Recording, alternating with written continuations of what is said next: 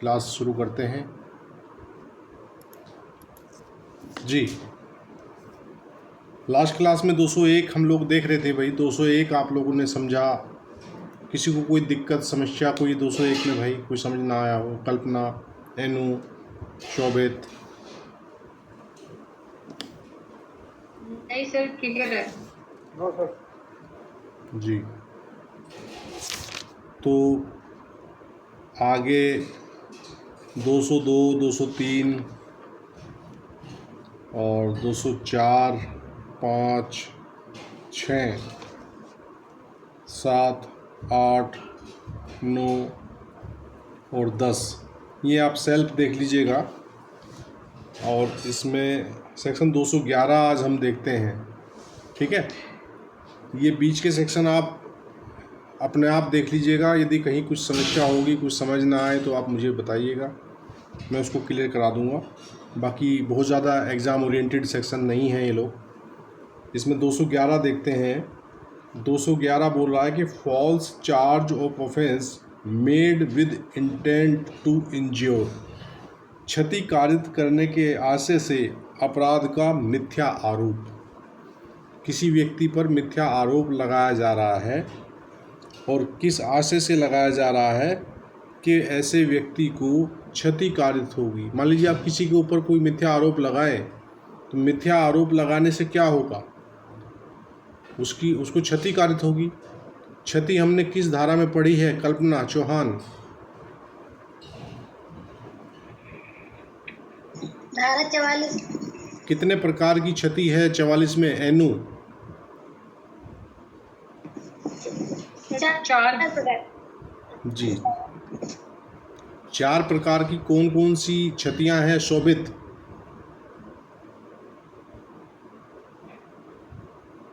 Sir body, mind, reputation, property. जी। तो यहाँ फॉल्स चार्ज अगर हम किसी पे लगा रहे हैं तो सामान्यतः कौन सी क्षति हमें पहुंचती है? रेपुटेशन को तो सबसे पहले पहुंचेगी सर। मानसिक रूप से माइंड को भी पहुंचेगी, झूठा आरोप किसी पे लगाओगे, और उसको आर्थिक क्षति भी होगी, है ना? सर आपकी आवाज़ ब्रेक हो रही है। मेरी आवाज़ ब्रेक हो रही है? कल्पना, आपको भी ब्रेक आ रही है? तो ठीक है सर, बीच में हो गई थी ब्रेक। हाँ, कुछ नेटवर्क इशू हो सकता है। तो 211 यही बात कर रहा है कि यदि फॉल्स चार्ज किसी पर लगाया जा रहा है और किस इरादे से लगाया जा रहा है कि उसको क्षति कारित की जाए। ये कह रहा है whoever with intent to cause injury to any person institutes और causes to be instituted any criminal proceeding against that person और falsely charges any person with having committed an offence, knowing that there is no just or lawful ground for such proceeding or charge against that person, shall be punished with imprisonment of either description for a term which may extend to 2 years or with fine or with both. इसका second para कह रहा है कि and if such criminal proceeding be instituted on a false charge of an offence punishable with death, imprisonment for life, or imprisonment for 7 years or upwards, shall be punishable with imprisonment of either description for a term which may extend to 7 years and shall also be liable to fine. तो 211 ये कह रहा है कि जो कोई किसी व्यक्ति को यह जानते हुए कि उस व्यक्ति के विरुद्ध ऐसी कार्रवाई या आरोप के लिए कोई न्याय संगत या विधिपूर्ण आधार नहीं है, क्षति कारित करने के आशय से उस व्यक्ति के विरुद्ध कोई दंडिक कार्रवाई संस्थित करेगा या करवाएगा या उस व्यक्ति पर मिथ्या आरोप लगाएगा कि उसने अपराध किया है, वह दोनों में से किसी भांति के कारावास से जिसकी अवधि 2 वर्ष तक की हो सकेगी या जुर्माने से या दोनों से दंडित किया जाएगा। देखिए, इस धारा के भी 2 पैराग्राफ हैं। पहला पैराग्राफ आपको सामान्यतः बता दिया 2 वर्ष तक की सज़ा का उसमें प्रावधान है, लेकिन जो इसका सेकंड पैराग्राफ है वो हीनियस क्राइम के विषय में बात कर रहा है। ये कह रहा कि तथा यदि ऐसी दंडिक कार्रवाई मृत्यु, आजीवन कारावास या 7 वर्ष या उससे अधिक के कारावास से दंडनीय अपराध के लिए मिथ्या आरोप पर संस्थित की जाए तो वह दोनों में से किसी भांति के कारावास से, जिसकी अवधि 7 वर्ष तक की हो सकेगी, दंडित किया जाएगा और जुर्माने से भी दंडनीय होगा। ठीक है भाई। सेकंड वाला जो इसका पैराग्राफ है 211 का, वो बात कौन से अपराधों के विषय में बात कर रहा है? 7 वर्ष या 7 वर्ष से अधिक की सजा, आजीवन कारावास, ठीक है, या मृत्युदंड। इन सजा वाले मामलों का यदि किसी पर मिथ्या आरोप लगाया जा रहा है तो वैसी स्थिति में सजा का जो मापमान है वो अप टू 7 ईयर्स हो जाएगा। इसका मतलब क्या हुआ कि जो 7 वर्ष से कम सजा वाले मामले हैं वो पहले पैराग्राफ में चले जाएंगे। क्यों कल्पना?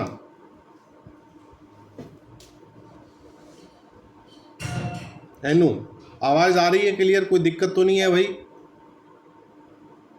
अभी आवाज़ आ रही है आपको? क्लियर है आपकी? जी जी सर। हाँ जी सर। चलिए, बहुत अच्छी बात है। आज क्लास मेंबर सब कहाँ गायब है भाई? कहीं बिजी हैं? शोभित, अमित के बारे में क्या सूचना है? अमित कल भी शादियों वगैरह का सीजन चल रहा है सर। अच्छा, शादियों में भी व्यस्त हैं, बहुत अच्छी बात है। वो काम भी ज़रूरी है भाई, समाज, हम लोग सामाजिक प्राणी हैं। तो एक केस लॉ है सुप्रीम कोर्ट का, आप नोट कर लीजिए उसको। ये है सिदप्पा, रेवाना सिदप्पा वर्सेस मल्लिकार्जुन। दोबारा बताइए सर जरा। Revana Sidappa, REVANA Revana, SIDAPPA Sidappa versus Mallikarjun, AIR 2012 SC 155। Supplementary है ये 2012 का। दोबारा Revana Sidappa versus Mallikarjun, AIR 2012 SC 155। ये भाटी जी को याद किया, भाटी जी हाजिर हो गए भाई जी। तो इसमें आप ही बैठ जाओ भैया भी सर। वेलकम अमित जी। जी देखिए, इसमें क्या हुआ कि एक कंप्लेंट फाइल की गई 3/4 दहेज प्रतिषेध अधिनियम और धारा 406 IPC के अंतर्गत, ठीक है। और ये सब आरोप झूठे थे, ठीक है। तो इससे भारतीय दंड संहिता की धारा 211 और 500 के अंतर्गत दंडनीय अपराधों का सृजन हो गया। 500 में क्या है हेनु? What is in section 500 IPC? Defamation. Sorry sir, कौन? सेक्शन 500। 500 याद नहीं। हाँ, कोई बात नहीं। ये मानहानि के लिए दंड की व्यवस्था करता है, ठीक है। 499 में उसकी परिभाषा है और 500 में दंड है, ठीक है। तो इसमें क्या कहा गया कि इससे क्या हुआ, एक तो 211 पिक्चर में आ गई धारा भाई। 211 में आप आपको इंजर्ड करने के लिए, इंजरी पहुंचाने के लिए आपके ऊपर ऐसे आरोप लगाए गए थे। तो दंड संहिता की धारा 211 और 500 के अंतर्गत दंडनीय अपराधों का सर्जन हो गया कि नहीं हो गया भाई? आप किसी व्यक्ति पर जो है, अगर कोई आप पे मिथ्या आरोप लगाएगा और आपके जो मान सम्मान को ठेस पहुंच रही है, तो उसके लिए आप जो है 500 में जा सकते हैं ना उसके खिलाफ। ये कह रहा है कि परंतु दोनों धाराओं के अंतर्गत अभियोजन की अनुमति न्याय हित में नहीं होगा, क्योंकि इससे अभियुक्त को 2 बार पीड़ा होगी। अभियुक्त जो है मतलब उसको 500 में दंडित किया जाएगा, डबल जियोपार्डी। हाँ, डबल जियोपार्डी हो जाएगा, ठीक है। जैसा कि दोनों धाराओं के अंतर्गत गठित होने वाले अपराधों का मूल तत्व एक ही है, अतः धारा 211 के अंतर्गत दाखिल परिवाद को उसी न्यायालय में अंकित किया जाता है जो धारा 500 के अंतर्गत दाखिल आरोप पत्र को निपटा रहा है। तो दोनों मामलों को एक साथ सुनने के लिए न्यायालय ने भेज दिया कि भाई वहीं जाओ, वहीं दोनों को सुनवाओ। ठीक है, तो ये इस केस लॉ में ऑनरेबल सुप्रीम कोर्ट की फाइंडिंग आई कि दोनों धाराओं में अलग अलग, नहीं मतलब दोनों को चलाने के लिए कह दिया उन्होंने। हाँ। इसको या फिर ड्रॉप किया 500 आईपीसी का चार्ज। नहीं, दोनों में एक ही न्यायालय में जाके सुनवाओ, न्यायालय जैसा आदेश करे।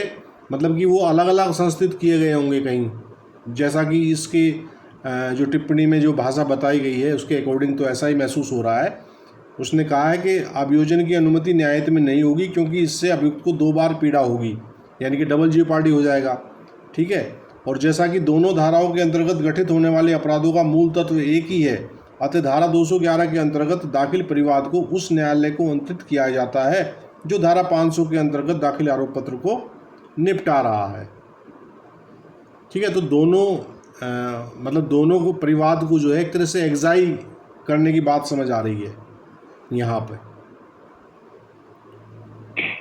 500 वाले को ट्रांसफर कर दिया। जी जी जी जी 500 वाले को ही पावर दे दी थी। जी जी, कि वो सुने दोनों। जी,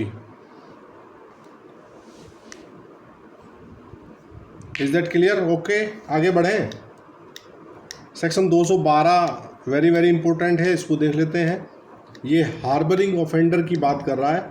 हार्बर को हमने किस धारा में पढ़ा है? कल्पना चौहान, हार्बर हमने किस धारा में पढ़ा है आईपीसी के?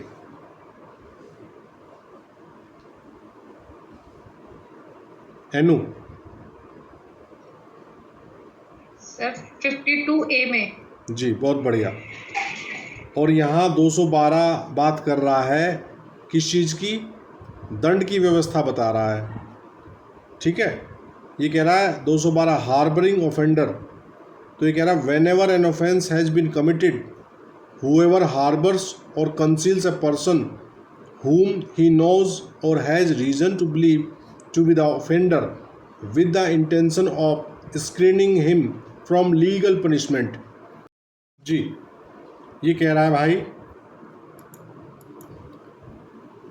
212 कह रहा है कि जबकि कोई अपराध किया जा चुका हो तब जो कोई किसी ऐसे व्यक्ति को जिसके बारे में वह जानता हो या विश्वास करने का कारण रखता हो कि वह अपराधी है, वैध दंड से प्रतिच्छादित करने के आशय से संशय देगा या छिपाएगा, तो उसके लिए यहाँ 212 में दंड की व्यवस्था बताई गई है कि उसको किस रूप में दंडित किया जाएगा, कितना उसको पनिशमेंट दिया जाएगा।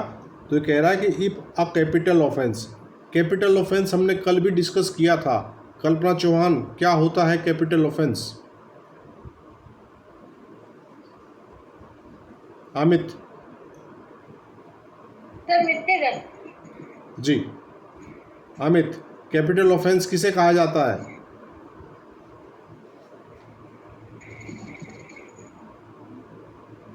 जो हीनियस क्राइम हो या जिनमें मृत्युदंड तक हो। जी, देखिए कैपिटल ऑफेंस उन अपराधों को कहा जाता है जिनमें आईपीसी में मृत्यु दंड का प्रावधान किया गया हो। ठीक है, कल्पना चौहान, अगर आप इंटरव्यू में ऐसा जवाब देंगी कि अगर आपसे इंटरव्यूअर पूछे कि कैपिटल ऑफेंस किन्हें कहते हैं और आप केवल मृत्यु दंड बोल के चुप हो जाएंगी, तो आपका जवाब जो है वो मतलब कि उतना अच्छा जवाब नहीं माना जाएगा। आपको ये बताना है कि महोदय कैपिटल ऑफेंस वो ऑफेंस हैं जिनमें मृत्यु दंड की सज़ा का प्रावधान है, उन अपराधों को कैपिटल ऑफेंस कहा जाता है। ठीक है, तो कह रहा है कि shall if the offence is punishable with death be punished with imprisonment of either description for a term which may extend to 5 years and shall also be liable to fine.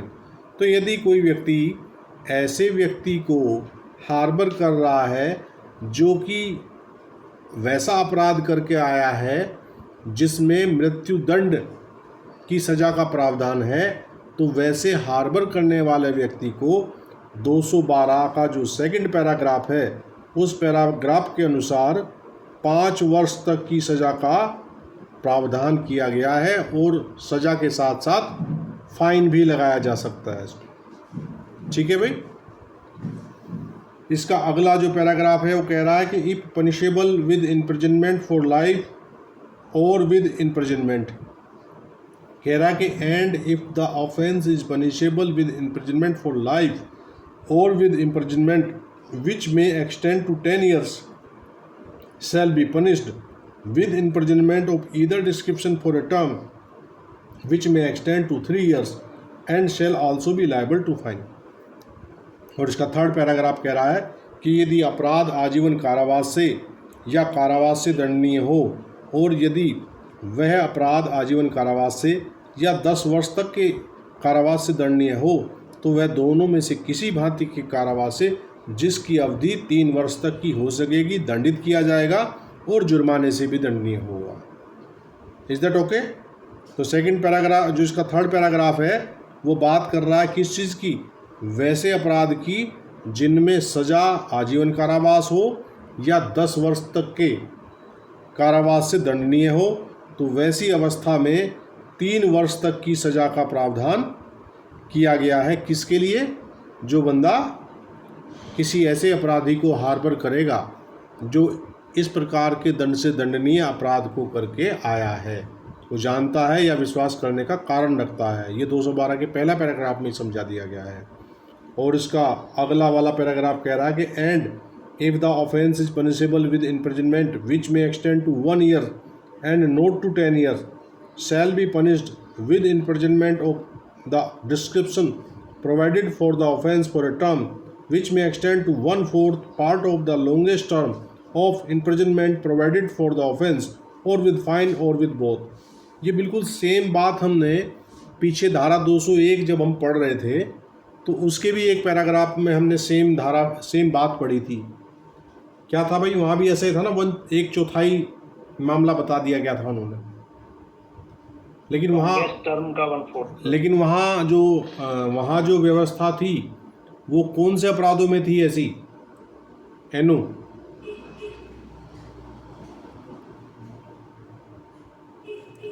जो सर 10 वर्ष से कम के होंगे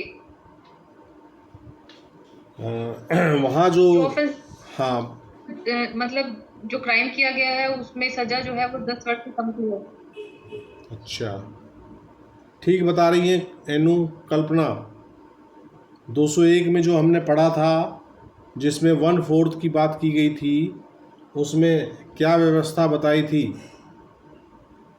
एनु कह रही है 10 वर्ष से कम के अपराध जी की। सर, आप 10 वर्ष का ही बताएं। कंफर्म? पक्का? नो लॉक किया जाए?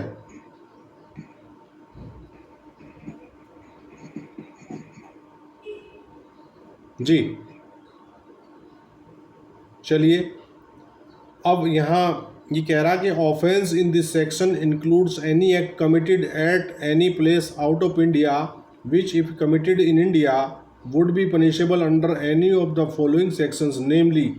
यहाँ भी 302 से लेके और 460 तक स्किपिंग करते हुए कुछ धाराओं के विषय में बताया गया है और इनके बारे में ये कहा जा रहा है कि ये धाराओं के संबंधित कृत्य यदि भारत के बाहर भी किए जा रहे हों और वहाँ से भारत के बाहर से कोई ऐसा अपराध करके हार्बरिंग उसकी की जा रही हो तो वो मतलब कि भारत के बाहर हो जाने के कारण ऐसा नहीं समझा जाएगा कि वहाँ जो है ये 212 अप्लाई नहीं होगी।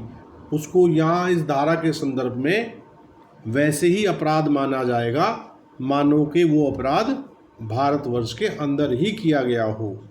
ठीक है, ये कह रहा कि इस धारा में अपराध के अंतर्गत भारत से बाहर किसी स्थान पर सर किया। आपकी आवाज बहुत ज्यादा ब्रेक हो रही है। आवाज़ ब्रेक हो रही है? सभी के लिए ब्रेक हो रही है या केवल एन्नू को ब्रेक हो रही है भाई? सोबित, कुलदीप, अमित? नहीं, सभी के लिए हो रही है सर। अच्छा अच्छा, चलिए मैं देखता हूँ। मैं जी तो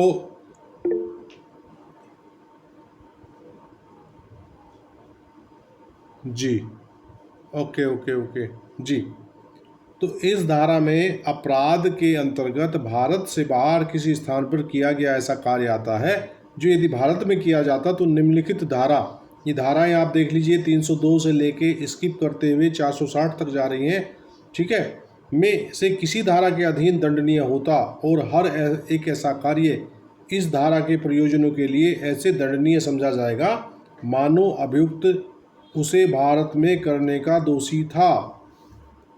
इज दैट ओके? अब आवाज़ ठीक आ रही है भाई? शोभित, एनु,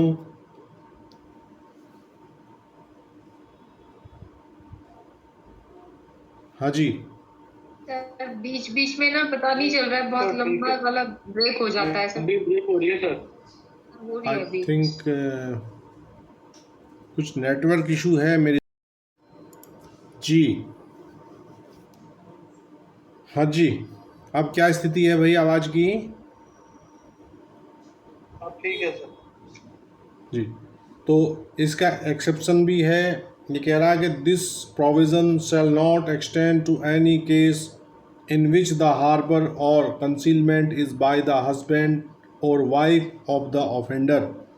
तो अपवाद में कहा गया है कि इस उपबंध का विस्तार किसी ऐसे मामले पर नहीं है जिसमें अपराधी को संश्रय देना या छिपाना उसके पति या पत्नी के द्वारा किया जाता हो। ठीक है, इलिस्ट्रेशन देख लेते हैं इसका 212 का। ये कह रहा है A knowing that B has committed dacoity knowingly conceals B in order to screen him from legal punishment.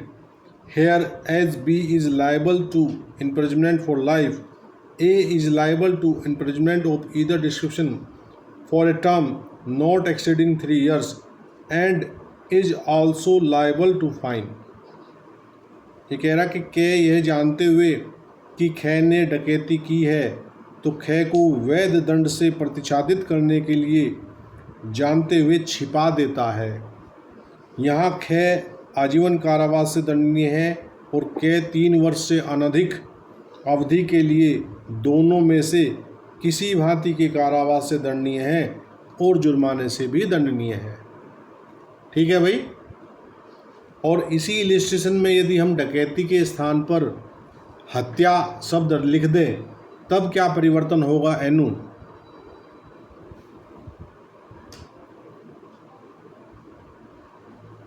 Sir तो फिर 5 ईयर हो जाएगा प्लस फाइन हो जाएगा। बहुत अच्छे। देखिए एग्ज़ाम के अंदर कई बार इलिस्ट्रेशन में ना कुछ थोड़ा बहुत परिवर्तन करके भी सवाल पूछ लेते हैं। तो यहाँ डकैती शब्द दिया हुआ है, अगर इसको हत्या लिख दें तो हत्या में चूँकि वो कैपिटल ऑफेंस माना मतलब कैपिटल ऑफेंस हो जाएगा, तो ये मामला चला जाएगा ऊपर वाले प्रावधान में जहाँ सज़ा की अवस्था वो 5 वर्ष तक की है। ठीक है भाई। 213 आप सेल्फ देख लें। ये बात कर रहा है taking gift etcetera to screen an offender from punishment. ठीक है, अपराधी को दंड से प्रतिच्छादित करने के लिए उपहार आदि लेना। जैसे आप लोगों ने वो गदर फिल्म का एक सीन देखा होगा जहाँ वो सनी देओल अपनी पत्नी के साथ एक कबीले से में छिपा के वो कहीं गया होता है, तो वो उसे छिपाने के लिए क्या लेती है, उसके गहने उतरवा लेती है। याद आया भाई कुछ? गहने। Yes sir. वो उसको जी सर। डेली वो क्या कर रही है, उसको छिपाई तो रही थी वो वहाँ। तो एक इस प्रकार का यदि कोई मामला है जिसमें कोई उपहार आदि लेकर किसी को प्रतिच्छादित कर रहा है तो 213 का मामला आ जाएगा। सारी कहानी जो कि तो 212 वाली ही है, बस सजाओं का अंतर आप देख लीजिए। ठीक है। ये कह रहा है कि यदि अपराध मृत्यु से दंडनीय हो तो वैसी अवस्था में क्या बताया इसने, यदि वह अपराध मृत्यु से दंडनीय हो तो वह दोनों में से किसी भांति के कारावास से जिसकी अवधि 7 वर्ष तक की हो सकेगी। देखिए 212 में आप कंसील कर रहे हो लेकिन आप कोई उपहार वगैरह नहीं ले रहे हो। जैसे ही आपने उसे बिजनेस बना लिया, आपकी सज़ा का जो मापमान है वो जंप कर गया। वहाँ 5 साल का प्रावधान था, यहाँ 7 साल का प्रावधान है कैपिटल ऑफेंस में। ठीक है भाई, इज दैट ओके? बाकी सेकंड में और थर्ड में तो सेम ही है, वही कहानी है। वहाँ भी 3 वर्ष का था, यहाँ भी 3 वर्ष का है। Is that clear? जी। Yes sir. 214 भी कुल मिला के वही कहानी है। तो ये आप सेल्फ देख सकते हैं, जो कंसेप्ट है वो 212 से ही आपका क्लियर हो रहा है। बाकी थोड़ा बहुत डिफरेंस इसकी सज़ा वगैरह में आपको मिल रहा है, तो उसको आप नोट डाउन कर लीजिए, है ना। और 216 बात कर रहा है harbouring offender who has escaped from custody or whose apprehension has been ordered. तो 216 ऐसी बात कर रहा है कि ऐसे अपराधी को संशय देना जो अभिरक्षा से निकल भागा है या जिसको पकड़ने का आदेश दिया जा चुका है।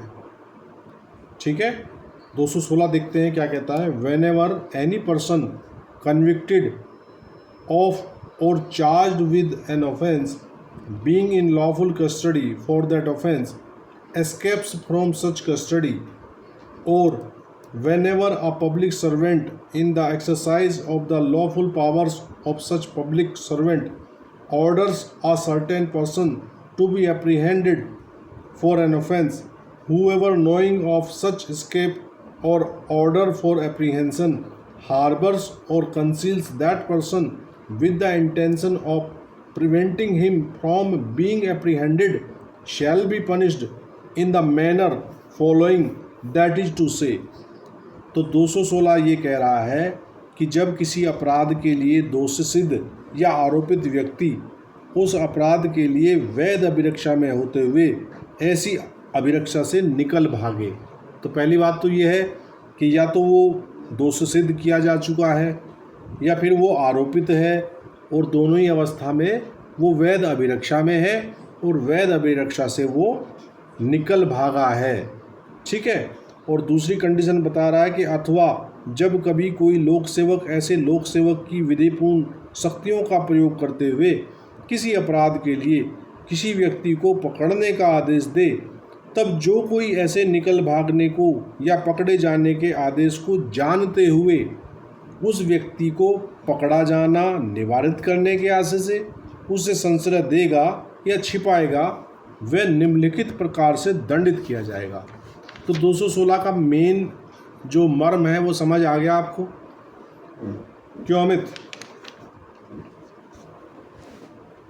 अब यहाँ भी वही व्यवस्था है, इसमें भी एब्सकॉन्डर जो ऑफेंडर है जी उसको संशय देगा। जी जी एब्सकॉन्डर ऑफेंडर को संशय देगा। हाँ, और या दूसरा पैराग्राफ कह रहा कि जिसे पकड़ने के लिए आदेश जारी किया जा चुका है, ठीक है, वैसे व्यक्ति को अगर वो संशय देगा। तो यहाँ भी वही 3 अलग अलग पैराग्राफ हैं। पहला पैराग्राफ कैपिटल ऑफेंस के बारे में बात करता है, दूसरा पैराग्राफ आजीवन कारावास के विषय में या कारावास के विषय में बात करता है, और जो अगला वाला है वो 1 वर्ष तक की सज़ा। ठीक है, तो इसमें सज़ा जो पहले वाला है, जो कैपिटल ऑफेंस वाला जो है, उसमें 7 वर्ष तक का प्रावधान है, सेकंड में 3 वर्ष का प्रावधान है, और जो थर्ड वन है उसमें पहले की तरह वही दीर्घतम अवधि की 1/4 तक की सज़ा का प्रावधान तीसरे वाली अवस्था में है। Is that okay? तो ऑफेंस के बारे में इस धारा के विषय में ये कह रहा है कि offence this section includes also any act और omission of which a person is alleged to have been guilty out of India, which if he had been guilty of it in India would have been punishable as an offence, and for which he is under any law relating to extradition or otherwise liable to be apprehended or detained in custody in India, and every such act or omission shall, for the purposes of this section, be deemed to be punishable as if the accused person had been guilty of it in India।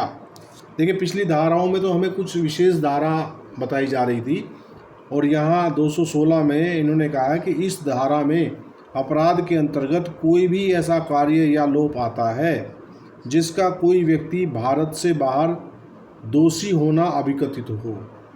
ठीक है, जो यदि वह भारत में उसका दोषी होता तो अपराध के रूप में दंडनीय होता, और जिसके लिए वह प्रत्यर्पण से संबंधित किसी विधि के अधीन या अन्यथा भारत में पकड़े जाने या अभिरक्षा में निरुद्ध किए जाने के दायित्व के अधीन हो, और हर ऐसा कार्य या लोप इस धारा के प्रयोजनों के लिए ऐसे दंडनीय समझा जाएगा मानो अभियुक्त व्यक्ति भारत में उसका दोषी हुआ था।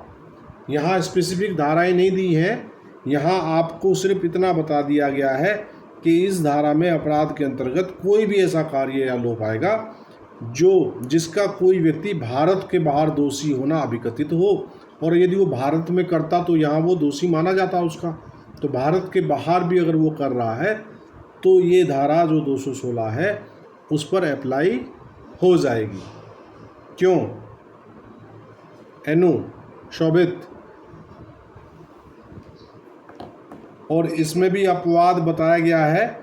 इस अपवाद इसमें भी एक आ गया है कि इस उपबंध का विस्तार ऐसे मामले पर नहीं है जिसमें संशय देना या छिपाना पकड़े जाने वाले व्यक्ति के पति या पत्नी के द्वारा किया गया।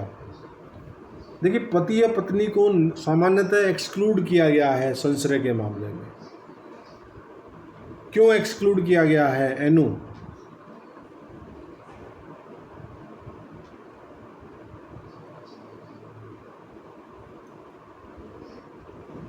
क्योंकि पति पत्नी तो एक परिवार है सर, वो एक साथ रह सकते हैं, उनको एक फैमिली का वो माना गया है।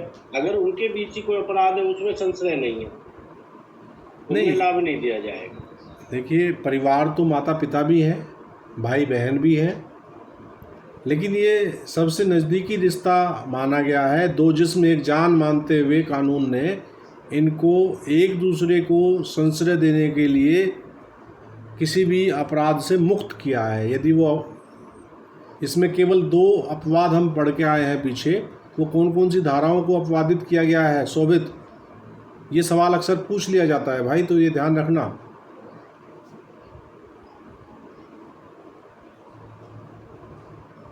एनु, कौन सी 2 धाराएं हमने एक्सक्लूड की थी जब हम सेक्शन 52A पढ़ रहे थे? जी सर। 157 है शायद सर, 130 है। हाँ, 130 और 157 को एक्सक्लूड करते हुए उन्होंने बताया था कि इन दोनों धाराओं से अतिरिक्त जो है, अगर पति पत्नी कहीं एक दूसरे को हार्बर कर रहे हैं तो वो अपराध की श्रेणी में नहीं आता। और इन्होंने इसे और मजबूत करने के लिए जहाँ भी हार्बरिंग हो रही है उस धारा के नीचे अपवाद के रूप में से बार बार लिखा गया है। पता नहीं यहाँ वो जो क्या नाम उसका, जो हम धारा 6 पढ़ के आए थे ना, वो धारा 6 यहाँ अप्लाई क्यों नहीं हो रही? भाई, अपवादों के अध्याधीन तो इसे मान ही लेते हम। सर इसका मतलब तो ये हुआ जो हार्डकोर क्रिमिनल्स हैं उनको शादी जरूर करनी चाहिए ताकि वो शेल्टर लेने के लिए जब कहीं ना मिले तो वाइफ को पहले ही बता सकें। सही बात है सर 137 नहीं है, 136 है।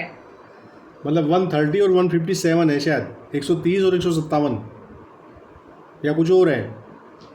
130 और 157 है सर। एनु, कुछ गलत नोट कर लिया क्या आपने? सर 136 में भी एक सेकंड, बताओ क्या कहना चाहते हो?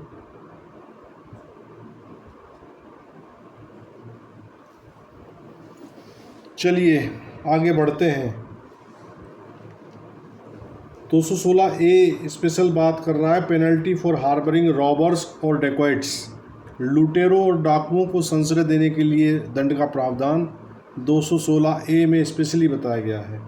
ये कह रहा है whoever knowing or having reason to believe that any persons are about to commit or have recently committed robbery or dacoity harbors them or any of them with the intention of facilitating क्या है यार word, ये साला जबान को मोड़ देता है। फैसिलिटेट वर्ड होता है ना, तो फैसिलिटेटिंग जी the commission of such robbery और dacoity of screening them or any of them from punishment shall be punished with rigorous imprisonment for a term which may extend to 7 years and shall also be liable to fine। 216 ये कह रहा है कि जो कोई यह जानते हुए या विश्वास करने का कारण रखते हुए कि कोई व्यक्ति लूट या डकैती हाल ही में करने वाले हैं या हाल ही में लूट या डकैती कर चुके हैं, उनको या उनमें से किसी को ऐसी लूट या डकैती का किया जाना शुक्र बनाने के या उनको या उनमें से किसी को दंड से प्रतिच्छादित करने के आशय से संश्रय देगा, वह कठिन कारावास से, जिसकी अवधि 7 वर्ष तक की हो सकेगी, दंडित किया जाएगा और जुर्माने से भी दंडनीय होगा। और इसका एक्सप्लेनेशन कह रहा है कि for the purposes of this section it is immaterial whether the robbery or dacoity is intended to be committed or has been committed within or without India। स्पष्टीकरण कह रहा कि इस धारा के प्रयोजनों के लिए यह तत्वहीन है कि लूट या डकैती भारत में की जानी आशित है या की जा चुकी है या भारत से बाहर, दोनों ही अवस्थाओं में ये धारा एक्टिव हो जाएगी। कोई फ़र्क नहीं पड़ेगा कि लूट या डकैती भारत के अंदर की गई है या भारत के बाहर की गई है, ठीक है। और इसके एक्सेप्शन, फिर वही एक्सेप्शन है, घूम घूम के बार बार वही आ रहा है। This provision does not extend to the case in which the harbour is by the husband और वाइफ ऑफ द ऑफेंडर। इस उपबंध का विस्तार ऐसे मामले पर नहीं है जिसमें संश्रय देना या छिपाना अपराधी के पति या पत्नी द्वारा किया गया हो। Is that okay? 217, 18, 19, 220 ये आप सेल्फ देख लीजिएगा। 221 देखते हैं। 221 ये कह रहा है intentional omission to apprehend on the part of public servant bound to apprehend. पकड़ने के लिए आबद्ध लोक सेवक द्वारा पकड़ने का सासे लोग। ये अक्सर शोभित उन मामलों में लगती है जहाँ पुलिस वालों से मुलजिम फरार हो जाता है ना। तो ये कह रहा है कि whoever being a public servant legally bound as such public servant to apprehend or to keep in confinement any person charged with or liable to be apprehended। Custody वाले के लिए नहीं सर, ये वैसे भी होता है अगर किसी की मतलब अरेस्टिंग वांटेड है, हाँ जी जी, उसके साथ दिख जाता है और मालूम चले कि वो,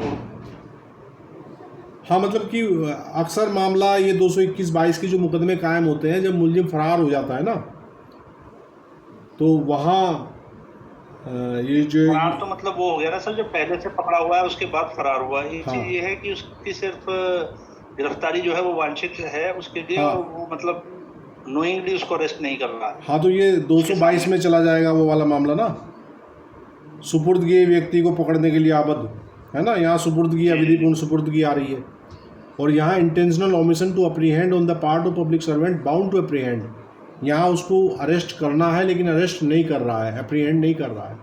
ये कह रहा है whoever being a public servant legally bound as such public servant to apprehend or to keep in confinement any person charged with or liable to be apprehended for an offence intentionally omits to apprehend such person or intentionally suffers such person to escape or intentionally aids such person in escaping or attempting to escape from such confinement shall be punished as follows, that is to say।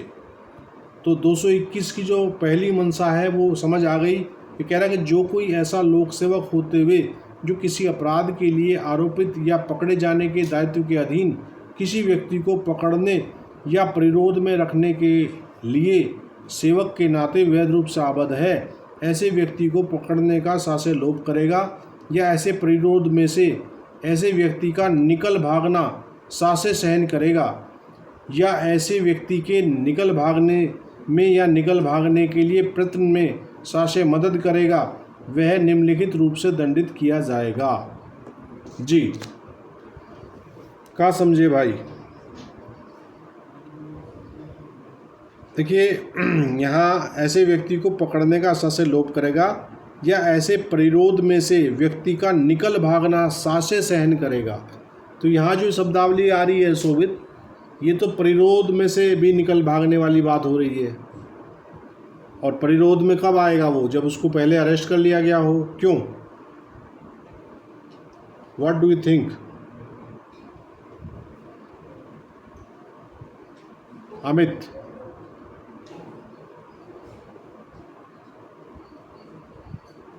जहाँ sir उसको पकड़ना जरूरी है और वो पकड़ नहीं रहा है।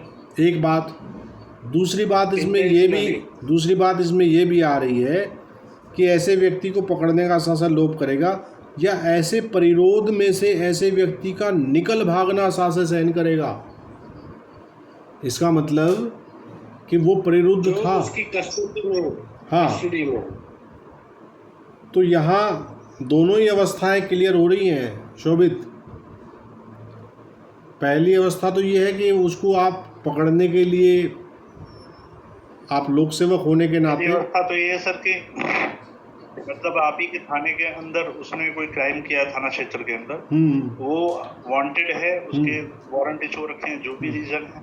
अब पता चलता है वो नेता है, पॉलिटिशियन, वो एक मंच पे दिखाई देता है, दरोगा जी उसके बगल में बैठे हैं, अखबार में फोटो छपता है।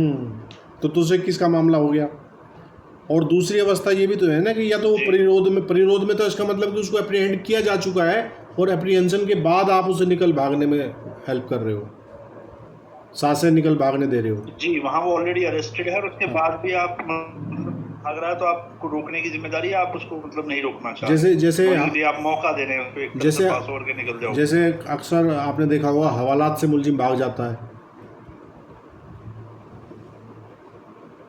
जी। या कोर्ट में पेशी के दौरान भी आपने कहीं। हवालात से क्या, अभी मेरठ से नहीं भागा सर ये आपका बदल सिंह बख्तौर जो है। हाँ, बिल्कुल लेके जाना था होटल में। जैसे अति की घरवाली जब वो अपराधी तो तब भी थी, लेकिन तब उसको नहीं अरेस्ट किया। बाद में पुलिस अब उसके पीछे पड़ी हुई है। उस समय तो वो थी, थाने में गई थी वो। बिल्कुल। तो यहाँ 221 के भी इसी प्रकार 3 पार्ट है भाई। पहला वाला पार्ट वही बात करता है कैपिटल ऑफेंस की, दूसरे वाला बात करता है आजीवन कारावास या 10 वर्ष तक की अवधि की, ठीक है ना। पहले वाले जो जहाँ कैपिटल ऑफेंस की बात है वहाँ सज़ा का मापमान 7 वर्ष है, जहाँ आजीवन कारावास और 10 वर्ष तक की सज़ा का मामला है वहाँ 3 वर्ष का प्रावधान है। और जो तीसरे वाला हिस्सा है इसका, यानी कि पैरा चौथा है लेकिन सज़ा के मामले में तीसरा है, वहाँ कह रहा कि यदि परिरुद्ध व्यक्ति या जो पकड़ा जाना चाहिए था वह 10 वर्ष से कम की अवधि के लिए कारावास से दंडनीय अपराध के लिए आरोपित या पकड़े जाने के दायित्व के अधीन हो, तो वह दोनों में से किसी बाधिक कारावास से जिसकी अवधि 2 वर्ष तक की हो सकेगी या जुर्माने से या दोनों से दंडित किया जाएगा। तो ये 221 की कहानी है, ठीक है। Is that okay? चलिए आज की क्लास को हम यहीं विराम देते हैं और अगली धारा हम नेक्स्ट क्लास में पढ़ेंगे। भरत सर को देखते हैं, उनकी वेट कीजिए, वो आ रहे हैं।